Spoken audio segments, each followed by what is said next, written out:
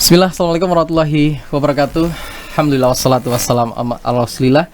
Amma ba'd. Alhamdulillah pemirsa Al-Furqan TV dan pendengar suara Radio Al-Furqan dimanapun Anda berada. Senang sekali rasanya kembali menyapa Anda di program kami Podcast Syar'i Al-Furqan TV. Nah, alhamdulillah nih hari ini spesial karena di bulan Ramadan ini kita akan membahas seputar topik yang mana memang topik ini perlu sekali untuk kita diskusikan ya. Karena tentunya di bulan-bulan Ramadan ini pastinya tentu masih banyak sekali ilmu-ilmu yang perlu kita gali. Nah, alhamdulillah nih ada dua narasumber kita yang telah hadir pada pagi hari ini. Yang mana pagi hari ini kita akan membahas sebuah topik tentang kesehatan namun juga berhubungan dengan masalah syar'inya. Mungkin kita akan perkenalkan dulu narasumber kita pada pagi hari ini. Yang pertama adalah Dr. Agus Tantio. Assalamualaikum warahmatullahi wabarakatuh. Waalaikumsalam warahmatullahi wabarakatuh. Insyaallah sehat Dok ya. Alhamdulillah, beliau merupakan dokter gigi di klinik Al-Iman Mahat Al-Furqan Al-Islami. Mungkin para pemirsa yang mungkin pernah mampir di klinik Al-Iman untuk periksa gigi mungkin sering ketemu dengan beliau nih, Masya Allah. Nah yang kedua, Ustadz kita, guru kita, Masya Allah, Ustadz Nadirin LC Hafidhullah Ta'ala. Sehat Dok? Sehat ya? Alhamdulillah, Masya Allah, Masya Allah nih. Jadi kalau pemirsa juga yang mengikuti daurah kita di daurah Ramadan ini di Masjid Jami, ya beliau salah satu pengisinya. Nah hari ini kita akan membahas sebuah topik ya Dok ya Ustadz ya. Jadi kita sebagai orang yang banyak-banyak belajar nih ya kan, pengen tahu banget nih tentang di Ramadan ini kan pastinya sebuah, ya kita sebut sebuah permasalahan, salah satunya yang perlu kita perhatikan adalah seputar mulut nih. Karena kan di bulan Ramadan ini pasti mungkin dari segi bau dan sebagainya itu kan berbeda dengan bulan-bulan sebelumnya. Nanti akan Anda akan banyak tanya ke dokter juga dan Ustadz juga terkait dengan kesehatan mulut namun ditinjau dari segi syar'inya. Nah, insyaallah nih. Mungkin ke Dokter Agus dulu nih, Dok. Jadi sesuai dengan apa yang kita diskusikan tadi Dok di awal-awal, bahwasanya kan pastinya kita ingin Dok ya di bulan Ramadan ini kesehatan gigi dan mulut kita nih tetap terjaga nih ya kan. Jadi kita tuh ingin ibadah kita juga baik untuk diri kita sendiri dan tidak mengganggu orang lain nih mungkin ya. Nah mungkin apa sih Dok pentingnya kita untuk menjaga kesehatan mulut dan gigi kita di bulan Ramadan ini Dok? Bismillahirrahmanirrahim. Alhamdulillahirrahmanirrahim. Ya terkait dengan pentingnya bagaimana menjaga kesehatan gigi kita dan mulut. Nah sekarang momen kita adalah momen bulan puasa ya, bulan Ramadan. Kalau misalkan bisa dikatakan seberapa pentingnya, kalau misalkan ini pertanyaan yang sangat sering ini ditanyakan ke saya kalau misalkan saya di tempat praktek ya. Jangankan kita berpuasa, kita tidak berpuasa pun ini sangat penting banget gitu. Kalau misalkan saya ibaratkan itu mulut kita ini kan sebuah apa ya, kayak semacam kayak pintu gerbang gitu kan ya, pintu gerbang di mana semua makanan, semua minuman, semua apapun lah, obat apapun masuknya sebelum masuk ke dalam tubuh akan melalui pintu ini gitu kan. Nah, yang jadi masalah adalah ketika memang pintu ini, pintu di mulut ini yang di sini ada lidah, ada gigi sudah tidak sehat, sudah tidak terjaga, sudah tidak bagus kerjanya, maka bisa dipastikan bahwa apa-apa yang masuk ke dalam organ pencernaan kita, tubuh kita bukan berarti bisa dikatakan barang yang tidak begitu, bisa dikatakan bukan mungkin nggak sehat lah seperti itu. Jadi ketika kita pengen hidup sehat, walaupun ini puasa atau bukan tidak puasa, maka yang terjadi kita harus memastikan kesehatan gigi dan mulut kita tidak ada masalah di situ. Nah, ada sebuah pertanyaan, Dok, bedanya apa sih kita menjaga gigi mulut kita pada saat berpuasa sama enggak misalkan ya, atau mungkin di Ramadan dan di luar bulan Ramadan. Ini pertanyaan ini hampir sama apa ya, ketika kita menjaga, bagaimana sih kita menjaga organ pencernaan kita, perut kita, usus kita, lambung kita pada saat puasa dan pada saat tidak puasa.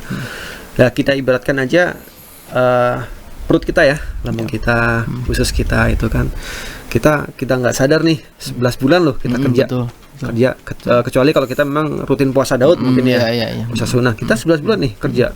Kalau misalkan mesin itu ya, mesin terus digelontor itu dia butuh servis, butuh ganti oli, atau mungkin yang parah mungkin harus turun mesin dan sebagainya. Nah itu sama dengan organ kita gitu, organ pencernaan kita, berikut juga organ mulut kita. Karena mulut kita ini kalau di bidang kedokteran ini juga termasuk masalah saluran pencernaan sama. Kalau di bahasa kita di tractus digestivus itu bahasa Amerika Latinnya lah seperti itu ya. Jadi ada gigi, ada lidah dan ada kulit samping kanan kita, otot-otot yang membantu pencernaan kita. Jadi kalau misalkan kita mengatakan apakah ada yang berbeda dengan cara kita merawat gigi mulut kita antara puasa dan enggak? Ya enggak ada puasa. Artinya adalah sama-sama pentingnya. Bukan berarti dengan kita mentang-mentang puasa nih, makan juga jarang gitu kan. Makan pagi digeser sahur, makan siang dikosongin, makan malam digeser waktu buka puasa gitu. Mentang-mentang kinerja seolah-olah ini kinerja berkurang, terus akhirnya ya sudah kita nyervis gigi mulut kita ini agak longgar lah. Enggak seperti itu. Intinya adalah sama-sama harus kita jaga. Cuman mungkin nanti akan ada beberapa treatment khusus yang perlu kita kita perhatikan lah ya. Kita bedakan pada saat puasa atau nggak puasa. Seperti itu Mas Buk. Masya Allah. Jadi memang tidak ada pembeda antara bulan-bulan yang lain dengan bulan Ramadan ya. Penting banget ya, tetap kita harus tetap menjaga kesehatan mulut kita. Nah, terkait dengan treatment tadi dok, nah mungkin tips-tips dokter terkait untuk kita menjaga mulut dan gigi kita gimana dok? Nah, kalau tips mengenai menjaga gigi dan mulut kita, intinya sama. Kalau misalkan kita di hari biasa nih, ya memang idealnya ketika kita bisa sikat gigi katakanlah. Kan disitu kalau misalkan kita menjaga gigi dan mulut kan ada yang dengan sikat gigi, ada yang dengan siwak gitu kan, ya Masya Allah disunahkan. Ini ada juga dengan obat kumur gitu kan ya. Cuman kalau misalkan kita kalau misalkan kita tidak berpuasa, kita sangat disarankan setiap habis makan. Cuman ini Masya Allah sangat memberatkan ini kalau misalkan habis makan. Masa setiap makan kita sikat gigi seperti itu, karena kan cukup lumayan berat gitu. Akhirnya ada sebuah kaidah umum yang disepakati di dunia kedokteran ya, minimal pagi setelah sarapan dan malam sebelum tidur. Ditambahkan silakan. Afdolnya seperti itu memang, cuman minimal di situ. Karena kenapa? Karena terutama di pagi hari kita kan akan melakukan aktivitas panjang ya, sarapan gitu ya. Betul. Lah, dikhawatirkan antara kalau misalkan kita setelah sarapan, setelah itu kan kita nggak akan makan, kita akan aktivitas entah kerja, entah mengajar atau apa. Jangan sampai ada sisa makanan yang tersisa di gigi kita gitu. Kemudian waktu tidur misalkan, kenapa sih kami kok menyarankan sebelum tidur? Kita kan sebelum tidur kan akan melewati aktivitas tidur yang agak lumayan panjang gitu ya. Betul. Dan Masya Allah, ketika masa tidur itu jangan sampai ada sisa makan yang tersimpan di situ. Kenapa? Yang kami khawatirkan kondisi mulut kita ini semakin asam di situ kalau kita tidur. Contohnya saja, bahasa awamnya aja, kalau saya bangun tidur misalnya, kalau antum bangun tidur, kan bawaannya kan bangun tidur kan kayak kering gitu ya, kering, kerasa asam. Nah itu mencerminkan bahwa mulut kita ini kondisi asam. Lah kondisi asam itu ketika ada makanan yang tertempel di mulut, entah itu di lidah, entah itu di gigi, Masya Allah itulah jalan gerbang pertama yang akan menjadikan gigi kita bermasalah di situ. Karena akan ada reaksi-reaksi di situ, bahasa-bahasanya akan terjadi peluruhan zat-zat gigi atau mungkin demineralisasi lah kalau bisa kita katakan seperti itu, yang akan memudahkan untuk terjadinya masalah pada gigi kita. Silakan menggunakan siwak, menggunakan sikat gigi, silakan. Baik, insya Allah. Seperti yang mungkin beberapa bulan yang lalu ya saya sempat menjelaskan mungkin bisa itu bisa dicontoh dengan cara seperti itu insya Allah. Tapi pastikan tidak akan ada beda bagaimana kita merawat. Mungkin nanti akan dengan dibantu dengan tinjauan syar'inya ya seperti apa. Cuman intinya adalah kaedahnya tetap kalau misalkan bisa dilakukan minimal setelah sarapan dan sebelum tidur. Cuman kalau puasa kita kan nggak sarapan nih, sarapannya sahur lah ya. Nah, saya bilang sarapan lah, tapi sahur insya Allah. Pada sahur pastikan kita harus menyikat gigi kita. Pastikan kita lepas dari sahur itu dalam kondisi yang benar-benar bersih. Karena kita ini panjang ini. Pagi sampai buka ini jangan sampai ada sisa makan yang terselip nih. Bukan perkara masalah makanan nanti ini akan masuk ke dibutuhkan tapi jangan sampai menyisakan bakteri yang akan bekerja untuk menjadikan makanan ini menjadi bahan bakar mereka untuk menghancurkan gigi kita. Jangan sampai di situ. Gitu. Kemudian malam ya sebelum tidur seperti itu. Kurang lebih seperti itu Mas. Dok. Memang enak tuh kita setelah sahur itu memang gosok gigi ya. Jadi terasa mulut tuh benar-benar fresh gitu ya dok ya. Jadi benar-benar terasa itu nyaman lah untuk terasa langsungnya ke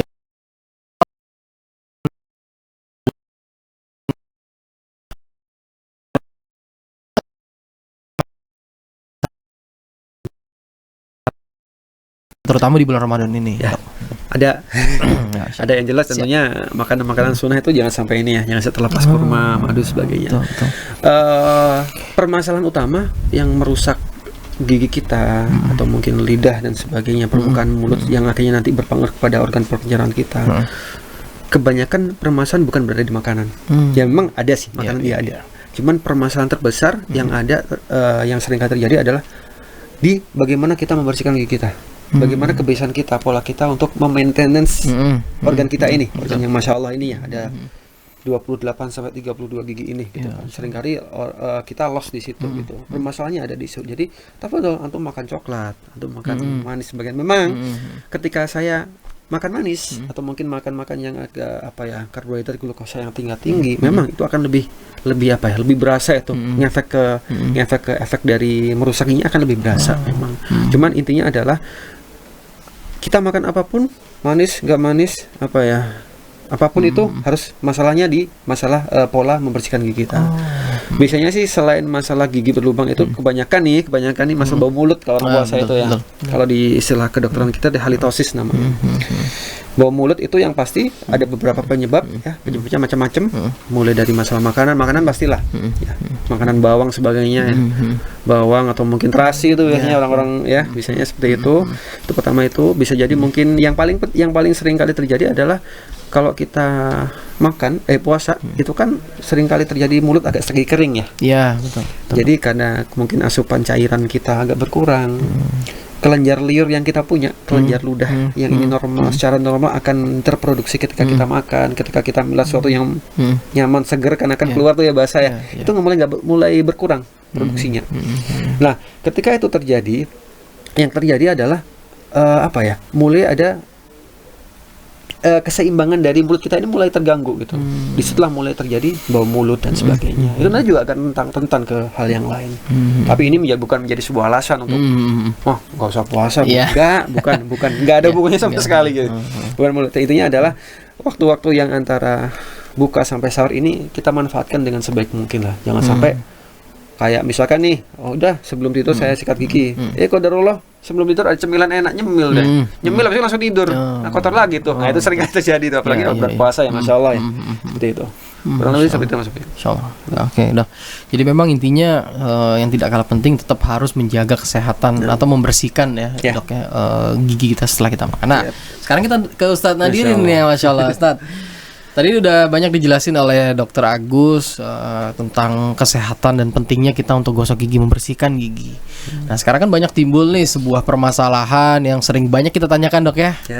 Kalau kita nih kayak tadi dokter jelasin nih, kita jadi semangat untuk gosok gigi dan membersihkan gigi dan sebagainya lah.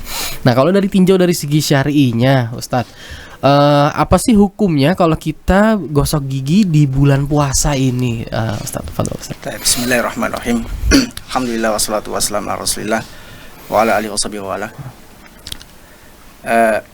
Ini pertanyaan yang sering sekali kita dapatkan dari penanya terkait apakah di bulan puasa tetap dianjurkan kita menjaga mulut kita. Perlu kita ketahui bahwasanya Islam sangat memperhatikan kesehatan mulut. Karena itu di dalam Islam kita dianjurkan ketika berwudu kita disuruh untuk berkumur-kumur. Karena Nabi SAW dalam riwayat Abu Dawud, wa idza tawaddu'ta famatmit, dan jika engkau berwudu maka berkumur-kumurlah. Kita tahu bahwasanya dengan berkumur-kumur tentunya akan mengeluarkan sisa-sisa makanan yang kita makan. Dan juga dalam Islam juga kita dianjurkan untuk bersiwak. Nabi SAW pernah bersabda, as-siwaku mathaharatun lil fam wa mardatun lirrab. Siwak itu menjadikan suci atau bersih mulut dan juga mendatangkan keridhaan Allah Subhanahu wa taala.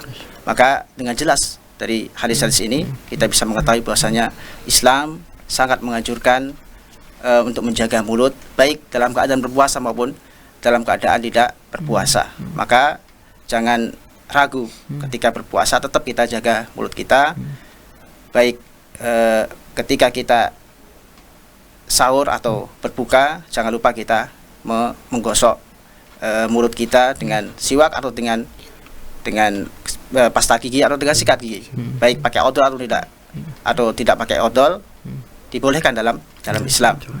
Yang tidak boleh itu odolnya kita makan. Kita telan.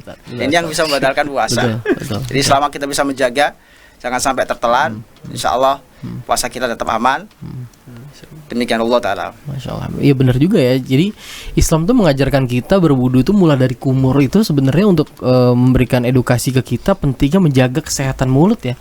Udah itu Nabi SAW juga mengajarkan kita dengan cara bersiwak tadi Ustadz ya. Jadi memang begitu penting juga untuk merawat kesehatan mulut dan gigi kita.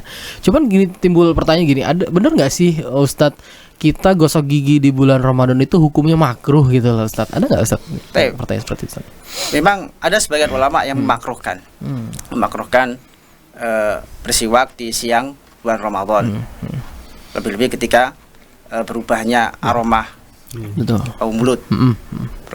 Berubahnya aroma bau mulut ini sebagian para ulama memakruhkan bersiwak berdasarkan dengan hadis yang diberikan oleh Imam Muslim dan juga Bukhari dari sahabat Abu Hurairah, la khulufu famis shaim atyabu indallah min rihil misk. Bau mulut orang yang berpuasa itu lebih harum di sisi Allah Subhanahu wa taala daripada minyak kasturi. Sebagian para ulama berpendapat dengan atau berdalil dengan hadis ini untuk memakruhkan orang yang bersiwak atau membersihkan mulutnya di siang bulan Ramadan karena dapat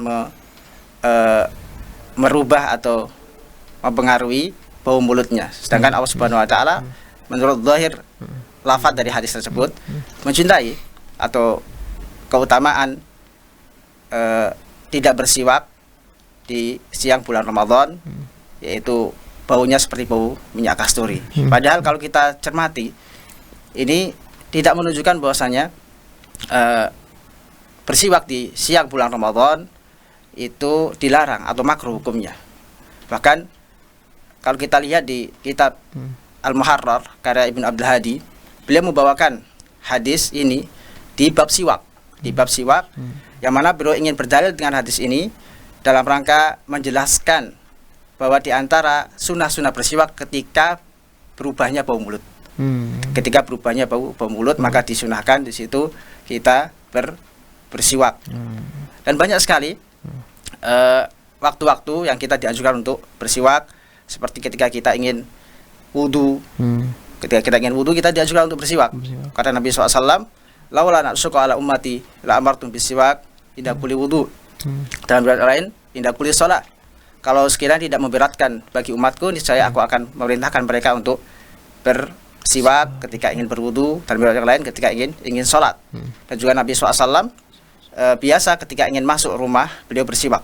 Dimana hadis Aisyah radhiyallahu anha, beliau mengabarkan bahwasanya ketika Rasulullah SAW ingin bersiwak, pertama kali yang beliau lakukan ketika masuk rumah adalah beliau bersiwak terlebih dahulu. Beliau sangat memperhatikan penampilan beliau, lebih-lebih ketika beliau ingin bertemu atau berkomunikasi dengan istri beliau. Pertama kali beliau bersiwak terlebih dahulu. Demikian juga ketika beliau ingin sholat malam, ketika bangun dari tidur, beliau pun bersiwak terlebih dahulu. Dan banyak sekali momen-momen atau waktu-waktu Nabi SAW bersiwak. Bahkan ketika Nabi SAW jatuh sakit, jatuh sakit, dijenguk oleh sahabat Abdurrahman bin Abi Bakar, kakak dari Aisyah radhiyallahu taala anha. Beliau melihat di saku Abdurrahman bin Abi Bakar ada siwak. Maka beliau mengisyaratkan kepada Aisyah seakan-akan beliau ingin bersiwak. Beliau pengen bersiwak. Akhirnya Aisyah pun meminta kepada kakaknya siwak tersebut, kemudian dicuci dan dipotong bagian atasnya, dan Rasulullah bersiwak dengan siwak tersebut. Ini menunjukkan Rasulullah SAW sangat perhatian dalam kebersihan atau kesehatan mulut beliau. Oh ta'ala. Berarti ada dua pendapat, antara ada yang memakruhkan juga ada yang mesunahkan gitu Ustaz ya. Masya Allah, berarti kita tinggal pilih aja tuh mau yang mesunahkan yang memakruhkan. Nah Ustaz, tadi Ustaz juga singgung juga nih, kayak misalnya kita kalau yang nggak boleh itu memang tertelan odol ya, atau pasta giginya ya kan kita bilang. Nah kita kan juga pasti saat kita gosok gigi, apalagi sekarang zaman kita kan membersihkan gigi tuh dohirnya orang itu kan pasti menggunakan sikat gigi dan pasta gigi ya kan Ustaz ya. Kalau misalnya kita nih tidak sengaja tertelan lah saat kumur dan sebagainya, terus timbul was-was dari kita, ini batal nggak sih puasa kita nih kalau ternyata padahal dia tuh nggak sengaja gitu untuk menelan kumur-kumurnya gitu loh Ustaz. Ini gimana Ustaz hukumnya Ustaz? Memang sebagian orang terkadang ada was-was di hatinya. Ya, betul. Dia merasa sudah kumur-kumur, merasa sudah siwak, tapi terkadang ada was-was, timbul was-was. Sekarang ada bisikan dari setan. Iya, betul Ustaz. Ada sebagian air masuk ke rongga mulut. Nah, ini was-was yang perlu ditinggalkan. Karena Nabi SAW mengajarkan kepada kita, apabila terjadi was-was, maka bertawadlah kepada Allah Subhanahu wa taala. Berlindunglah kepada Allah Subhanahu wa taala, karena itu kebanyakan dari setan. Dari setan. Maka kalau Anda yakin bahwasanya Anda tidak menelan air atau hanya sekedar keraguan-raguan, maka jangan dihiraukan. Itu kebanyakan dari setan, dan tetap lanjutkan puasa dan jangan hiraukan was-was tersebut. Karena kalau kita hiraukan was-was tersebut, maka akan semakin senang setan. Setan akan semakin senang dan semakin semangat menggoda kita, bahkan merusak ibadah kita. Maka tetap kita menjalankan puasa kita, dan puasa kita dihukumi sah selama kita tidak menelan atau tidak sengaja menelan air tersebut. Allah taala. Insyaallah Ustaz. Terus Ustaz gini Ustaz. Kita kadang-kadang gini juga, waktu mungkin pagi harinya itu ternyata kita tuh ada yang nyangkut nih gigi kita gitu kan. Nah, itu kalau secara syariat itu yang nyangkut tadi apakah harus kita buang atau boleh nih untuk kita telan nih? Karena Anda pernah dengar kalau yang sudah di dalam mulut tuh boleh loh untuk kita telan. Ini bagaimana Ustaz? Baik. Kalau kita tahu, misalnya kita ngerasa ada sisa-sisa makanan di mulut kita, dan kita sadar itu sisa makanan, baik itu potongan daging atau coklat atau yang lain atau permen. Betul. Kalau kita tahu, sadar, maka jangan buat alasan. Kalau itu sekali aja ditelan. Karena beda orang yang lupa dengan orang yang sadar, Adapun orang yang lupa, maka tidak mengapa dia. Karena itu kata Rasulullah SAW, orang yang makan di siang bulan Ramadan atau minum sedangkan dia dalam keadaan lupa, karena Nabi SAW fa'inau at'amahullah wasaqa, karena Nabi SAW suruh untuk melanjutkan puasanya, karena Allah Subhanahu wa taala memberikan dia makanan dan minuman. Ini kalau dia dalam keadaan lupa, dalam keadaan tidak sadar makan dan minum di bulan suci Ramadan. Tapi ketika dia sadar, contohnya seperti tadi, ada sisa makanan di mulutnya, maka lebih baik dibuang, jangan ditelan, jangan ditelan, ditakutkan puasanya batal karena itu. Masya Allah. Syukur Ustaz ya, Masya Allah. Nih balik lagi ini kita ke Dokter Agus nih, Masya Allah Dok.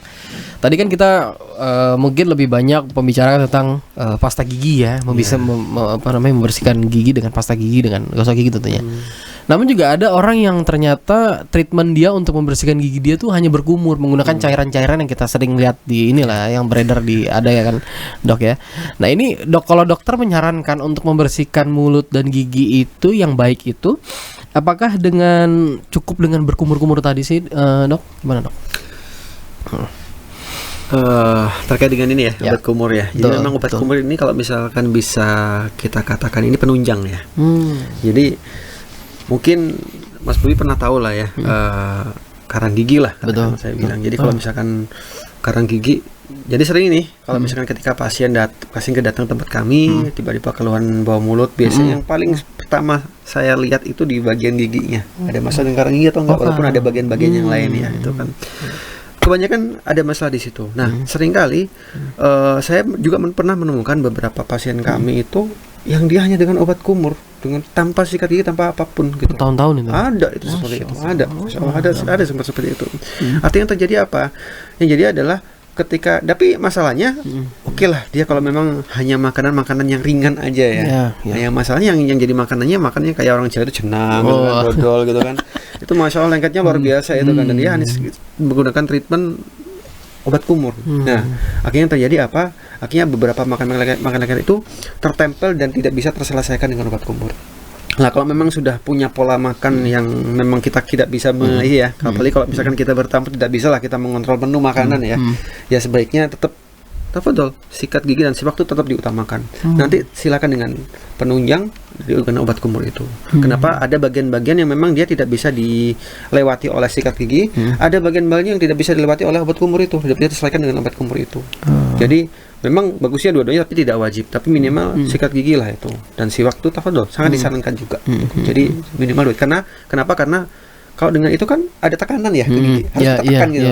Sedangkan ketika dengan obat kumur hanya sekedar mengkuburkan aja, tapi kelebihannya dia bisa masuk ke sela-sela gigi yang tidak bisa dilewati, yang hanya bisa dilewati dengan air seperti itu. Itu yang perlu diperhatikan. Apalagi sekarang banyak sekali kan ya merek-merek yang wah banyak lah di luar. Ada yang rasa siwak juga. Rasa siwak, rasa ini, rasa itu, rasa stroberi, macam-macam, rasa jeruk dan macam-macam banget. Bebas digunakan, nggak ada masalah, tapi tetap harus kita kontrol. Tetap utamanya sikat gigi itu ya. Tapi kalau misalkan membersihkan secara umum, kalau kami bisa menyarankan seperti biasanya untuk kesehatan kita secara umum, tetap anjuran dari kami minimal 6 bulan sekali harus kita kontrol, kita cek. Karena kita tidak pernah sadar ya apakah ada karang gigi atau enggak. Kita seringkali nggak sadar terutama di sela-sela itu. Ternyata itu yang menjadi masalah di gigi kita, dan lama-lama akan berlanjut ke bau mulut dan kesehatan yang lain. Masya Allah. Itu dok ya. Dok, ada juga Anda sering baca di beberapa literasi, bau mulut itu juga bisa timbul tuh karena dari lambung. Oh iya. Jadi misalnya ada pengidap orang yang mengidap GERD itu tadi ya, dok ya. Nah itu benar nggak sih dok, bahwasanya lambung itu cukup berpotensi juga untuk membuat bau mulut kita menjadi tidak nyaman, dok? Yep. Dari sekian penyebab ya, karena memang kalau misalkan kita bicara bau mulut itu penyebabnya banyak. Bisa makanan, intinya adalah kebersihan gigi, bisa makan yang pertama kali makanan ya, makanan. Kita nggak mau bau mulut yang dimakan jengkol, masya Allah itu kita merokok ya merokok, makanya para ulama lebih meniti ke keharumannya ya, merokok itu pasti hampir tidak ada sisi positif. Saya kurang tahu juga sisi positifnya di mana. Kemudian banyak sekali, dan yang paling sering ibu-ibu hamil yang dia disertai oleh mual dan muntah. Dan mual muntahnya itu masya Allah seringkali membuat bau mulut. Kenapa? Karena dari lambung keluar semua. Seperti itu. Nah biasanya kalau memang ini hal yang normal, kalau memang ibu hamil, kalau misalkan mual-mualnya selesai ya sudah selesai gitu kan. Cuman yang jadi masalah adalah memang ada beberapa orang yang memang punya kelainan di lambung yang seperti tadi gitu kan. Berarti solusinya adalah sebelum kita beranjak ke menyelesaikan bau mulutnya, kita harus menyelesaikan masalah lambungnya dulu. Gitu. Kita fokus di sini terus, tapi penyebabnya nggak diselesaikan gitu kan. Jadi tetap aja ini selesai bau mulut, selesai 2 jam masalah lagi itu. Jadi kita harus fokus ke apa sih sumber penyakitnya ini, sumber penyakitnya yang bikin dia bau mulut ini apa sih. Kalau misalkan ternyata bau mulutnya karena karang gigi, ya sudah, Anda nggak fokus langsung ke bau mulut bikin, enggak, karang giginya berkelarin dulu gitu.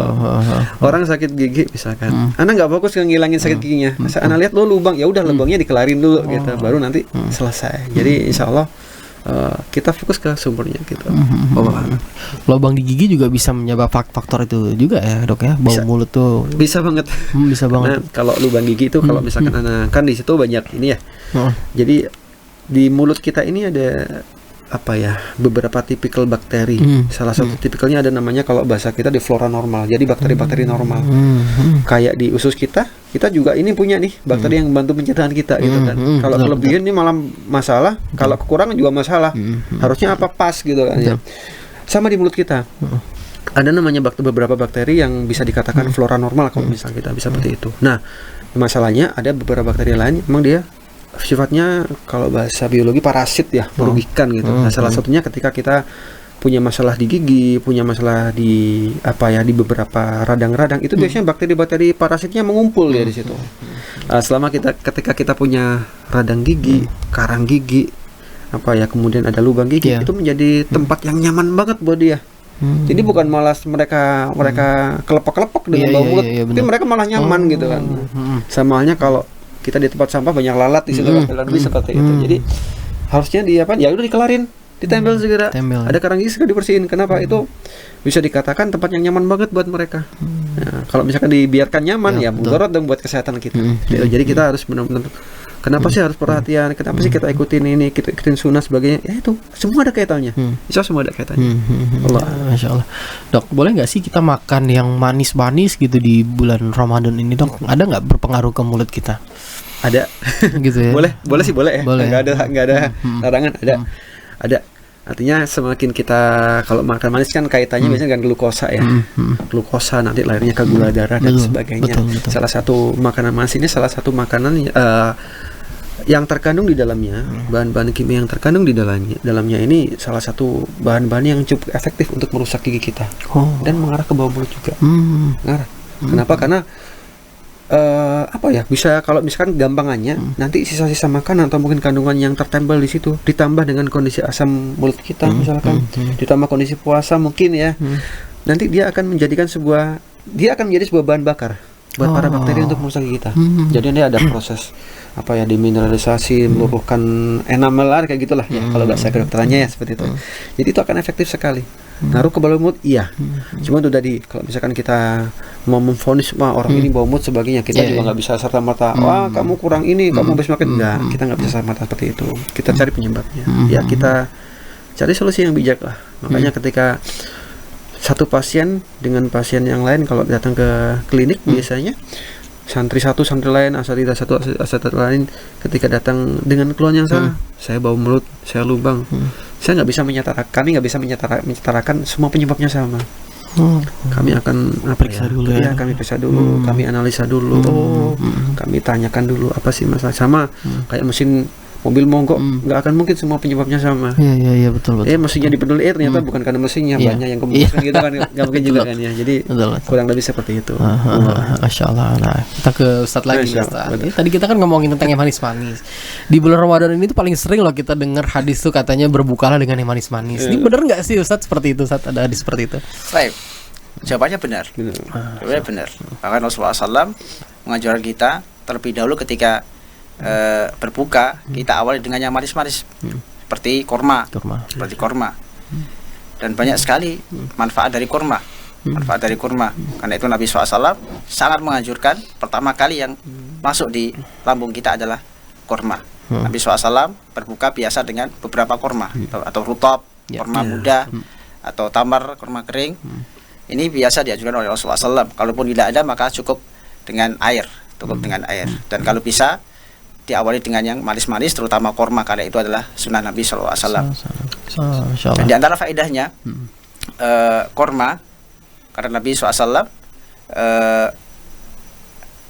korma sebagai makanan yang bahkan dalam hadis yang mungkin ini sebagian orang merasa heran ya hadis ini karena korma adalah makanan pokok orang Arab ya orang Arab. Karena Nabi SAW al-bait alladzi laisa fihi tamar jia'un ahluhu atau kama qala SAW. Rumah yang tidak ada korma di dalamnya, tidak disuguhkan korma, maka penghuninya akan lapar. Sebagian orang mungkin ya wajar lah orang Arab rata-rata makanya biasa lambungnya biasa korma, sedangkan orang Indonesia biasa pakai nasi. Tapi kita percaya bahwa hadis Nabi SAW benar. Orang yang tidak makan pasti lapar. Meskipun makanan pokoknya itu selain korma, pasti dia lapar. Dia lapar. Masya Allah. Disunahkan kurma itu di saat sahur dan berbuka ya Ustadz ya? Itu nggak Ustadz ya? Bahkan ada keutamaan makan kurma ajwa. Jadi sebelum makan atau ketika waktu sahur kita makan kurma 7 butir kurma ajwa yang kata Nabi SAW di antara faedahnya adalah menghilangkan sihir dan membersihkan racun. Ini ketika sahur sebelum kita makan makanan yang berat maka kita awali dengan makan kurma. Sebagian para ulama tidak mensyaratkan ajwa. Semua kurma boleh. Tapi sebagian lafaz hadis ada yang menjelaskan bahwasanya kurma ajwa dengan lafaz kurma ajwa itu di antara faedahnya adalah menghilangkan sihir dan juga membersihkan hati atau sebagai penawar racun. Allah Ta'ala. Masya Allah Ustaz. Nah sekarang kita berbicara tentang kebalikannya nih Ustaz. Jadi kita kan pastinya di Indonesia ini banyak loh makanan-makanan yang menimbulkan bau yang tidak sedap pada mulut kita ya. Ya kita katakan ya dok ya, pete, jengkol, bawang dan sebagainya. Nah kalau kita makan itu dan menimbulkan bau yang tidak sedap, ini hukumnya gimana Ustaz ya? Baik, perlu kita ketahui bahwa Islam tidak mengharamkan sebagian makanan yang tadi disebutkan seperti bawang, pete dan yang lainnya. Tapi perlu kita perhatikan juga ketika kita ingin mengkonsumsi makan-makan tersebut, hendaknya kita perhatikan waktu ibadah kita. Ketika kita ingin beribadah, perhatikan jangan sampai makan makanan tersebut. Hukumnya boleh, bahkan para ulama sepakat makan makanan seperti pete, bawang dan yang berbau, intinya itu sepakat mereka menghalalkan. Sepakat hukumnya halal. Tapi ketika beribadah jangan sampai bau mulut kita tercium, khususnya ketika kita sholat, di samping kita ada yang merasa nggak enak dengan bau mulut kita. Familiar nih baunya gitu kan. Maka disebutkan dalam suatu hadis Jabir, kalau nggak salah hadis Jabir radhiyallahu taala anhu, beliau pernah mendengar Rasulullah SAW melarang memakan bawang. Tapi karena saking butuhnya dengan bawang ketika saat itu, beliau pun makan bawang. Kemudian Rasulullah SAW mengatakan, man akala min hadhihi syajarah al-muntinah fala yaqrubanna masajidana. Para siapa yang makan dari tanaman yang berbau tidak sedap ini, maksudnya adalah bawang, maka janganlah sekali-kali mendekati masjid-masjid kami. Kemudian beliau lanjutkan, fa innal malaikata yata'adda mimma yata'adda banu Adam, karena malaikat merasa terganggu dari apa-apa yang manusia merasa terganggu. Intinya orang yang memakan bawang ketika sholat atau ada bekas bawang ketika sholat, itu tidak hanya menyakiti orang lain atau orang yang ada di samping dia, tapi malaikat juga merasa tersakiti, merasa terganggu dengan bau atau aroma itu. Karena itu Rasulullah SAW menganjurkan kalaupun terpaksa memakan bawang, jangan sampai ketika kita ingin beribadah, ketika ingin sholat. Usahakan di waktu-waktu yang lain. Kalaupun kita terpaksa makan, maka sebelum kita berangkat ke masjid, sebelum kita sholat, kita usahakan kondisi mulut kita bersih, pakai siwak atau pakai yang lainnya. Wallahu ta'ala. Insyaallah ya Ustaz. Ustaz, ada pertanyaan lagi seperti ini Ustaz, yang mungkin banyak dipertanyakan di bulan-bulan Ramadan ini terkait dengan makan ya. Karena kan pastinya kita juga berpuasa ini bersinggungan juga dengan mungkin orang yang terkena uzur untuk tidak berpuasa. Mungkin kalau dalam lingkup rumah kita, istri kita misalnya suatu ketika dia tidak puasa. Ada yang berpendapat gini, saat dia makan di depan kita itu pahala kita tersedot ke dia atau gimana. Nah, itu gimana sih Ustaz? Boleh nggak sih kita lihat misalnya kita makan di depan orang yang berpuasa tuh hukumnya gimana sih Ustaz? Baik. Kalau kita lihat secara dalil, tidak ada dalil khusus yang melarang. Kalau tidak ada dalil yang spesifik yang melarang kita makan di depan orang yang sedang berpuasa. Tapi secara etika itu tidak baik. Ketika ada saudara kita yang berpuasa, kita dengan enaknya makan di depan dia, sehingga mungkin saja dia lupa bahwasanya dia lagi puasa, mungkin ikut diburu makan juga. Nah, dalam rangka sadud dari'ah, memotong pintu atau memutus pintu kepada perbuatan yang dilarang oleh Allah Subhanahu wa taala, alangkah lebih baiknya ketika ada saudara kita yang berpuasa, kita menghindar. Kalau kita ingin makan, jangan sampai kita makan di depan orang yang berpuasa, dalam rangka menghormati dia agar puasanya terjaga, dan jangan sampai dia lupa atau bahkan kepengin akhirnya membatalkan puasanya. Wallahu ta'ala. Masya Allah, memang baiknya secara etika ya Pak Ustadz ya, kita janganlah juga di depan orang tuh kita enak-enak makan di depan orang puasa gitu kan. Tapi secara syariat gak ada hukum yang ini ya Ustadz ya. Masya Allah. Ya, jadi kita udah cukup jelas nih dokter dan Ustadz juga pentingnya kita menjaga kesehatan gigi dan mulut, dan juga secara timbangan syar'i juga itu memang jelas untuk dianjurkan kita untuk menjaga juga nih. Nah, mungkin untuk sesi terakhir nih Ana selalu minta nasihat terakhir dari Ustaz Nadirin dulu terkait bagaimana kita tetap menjaga kesehatan dan juga menjaga kenyamanan kita agar pahala puasa kita juga bisa termaksimalkan di bulan Ramadan ini, Ustaz. Baik. Bismillahirrahmanirrahim. Terkait nasihat khususnya di bulan Ramadan ini, tadi kita sudah membahas tentang kesehatan mulut. Jadi kita di bulan Ramadan, meskipun kita berpuasa, jangan sampai kita meninggalkan yang namanya kebersihan mulut kita. Tapi ada yang lebih penting dari itu. Hendaknya kita jaga mulut kita dari perbuatan-perbuatan yang dilarang oleh Allah Subhanahu wa taala, seperti riba, namimah, perkataan kotor, mencela dan yang lainnya. Kalau kita menjaga mulut kita dari kotoran-kotoran dari sisa-sisa makanan, tentunya kita jaga pula mulut kita dari yang namanya ghibah.